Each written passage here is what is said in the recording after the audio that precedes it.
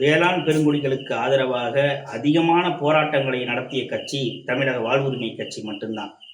குறிப்பாக தஞ்சை மண்டலங்களில் hydro carbon மற்றும் மீத்தேனுக்கு எதிராக தொடர்ச்சியாக விவசாயிகள் போராடி கொண்டிருக்கும் போது அந்த ஹைட்ரோ கார்பனையும் மீத்தேனையும் இந்த மண்ணை விட்டு அப்புறப்படுத்துவதற்காக போராட்ட களத்தில் நின்று போராடிய தலைவர் வேல்முருகன் அவர்கள்.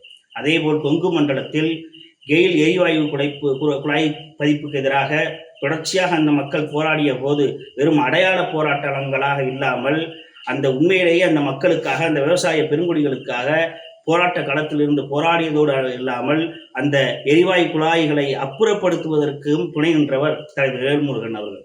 அதே போல 8 வழிச்சாலைக்கு எதிராக விவசாய பெருங்குடிகள் போராடி கொண்டிருக்கும் போது அந்த போராட்டத்திற்கு உறுதுணையாக இருந்தது தமிழக வாழ்வுரிமை கட்சியும் தலைவர் வேல்முருகன் அவர்களும்.